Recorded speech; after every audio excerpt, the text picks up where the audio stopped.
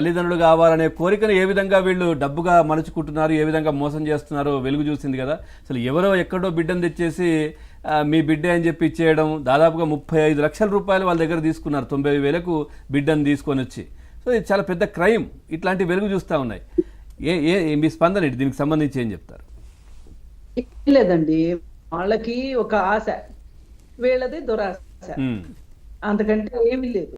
వాళ్ళు ఆశపడుతున్నారు బిడ్డ కోసం. వాళ్ళకున్న బలహీనతని వీళ్ళు క్యాష్ చేసుకుంటున్నారు. అంతకుమించి ఇంకే దుర్మార్గం ఇంకొకటి ఏమి లేదు. ఇది చాలా బాధాకరమైన విషయం. ఇప్పుడు ప్రతిదీ వ్యాపారం అయిపోయింది. అసలు ఈ సరోగసి పద్ధతే ఉండొద్దు అనేది పెడితేనే బెస్ట్ అని ఇందాక మేడం అన్నారు.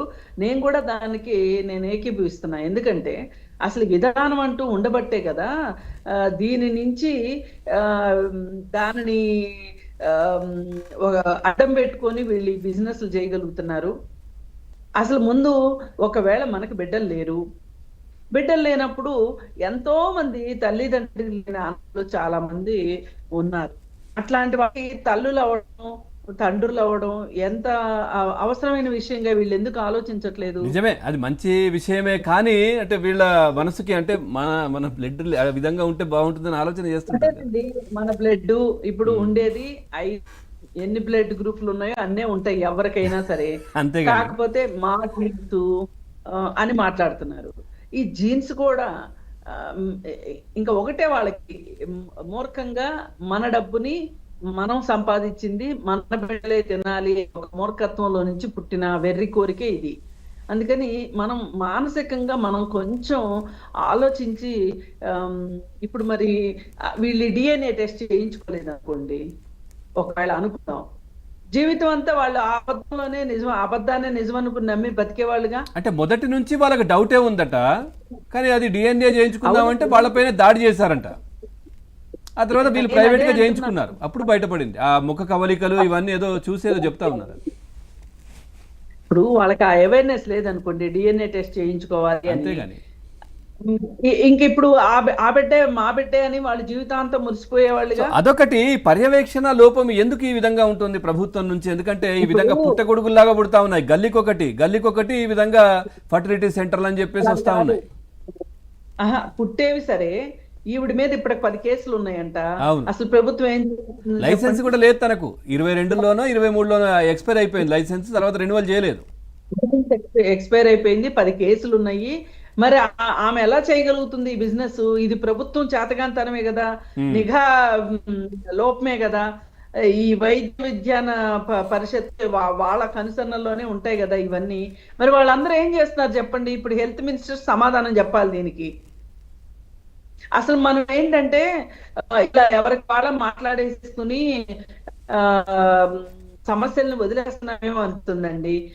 అసలు దీని మీద ఇమ్మీడియట్ గా స్పందన ఎవరి దగ్గర నుంచి రావాలి? ప్రభుత్వం దగ్గర నుంచి రావాలి.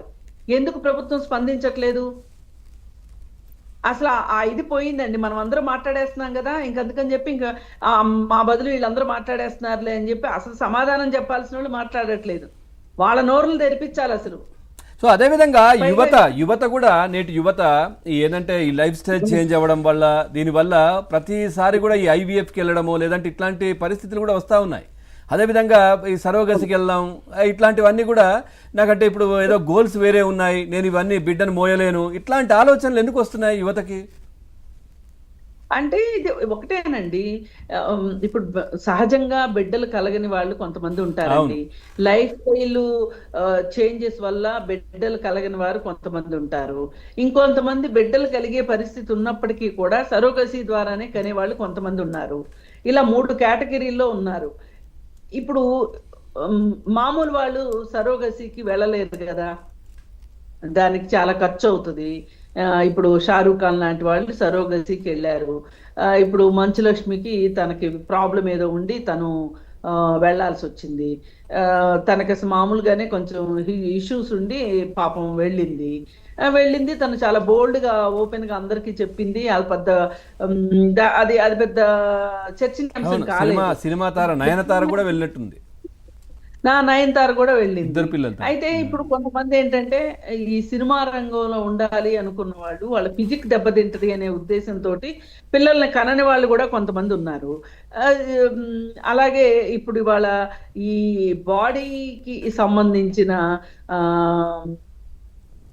కొన్ని రకాల interest aesthetic Okay, right. Clinics అని ఇవాళ ఇవాళ మనకి Right, ఒక right. news వచ్చింది. రైట్ ప్రసాద్ గారు, సార్ ఇప్పుడు మా News వచ్చింది. డాక్టర్స్ కూడా ఎట్లా చూసుకోవాలంటే చాలా క్లినిక్స్ లో కూడా ఒక ఎక్స్పీరియన్స్ ఉన్న వాళ్ళు లేదంటే తీసుకోవటము, పెద్దగా చదువుకున్న డాక్టర్లు తీసుకోవటము, అంటే ఈ దీనికి సంబంధించిన విద్యను అభ్యసించిన వాళ్ళు ఉండట్లేదు ఎక్కువగా. అంటే బేసిక్గా పేషెంట్ సోషల్ రెస్పాన్సిబిలిటీ తీసుకొని చూడడము ఒక పద్ధతి అండి. బట్ క్లినిక్ సోషల్ ఒక్క రెస్పాన్సిబిలిటీ నిమిషం మేడం, డాక్టర్ గారు ఒక్క మాట మాట్లాడుతున్నారు. కృష్ణకుమార్ గారు ప్లీజ్.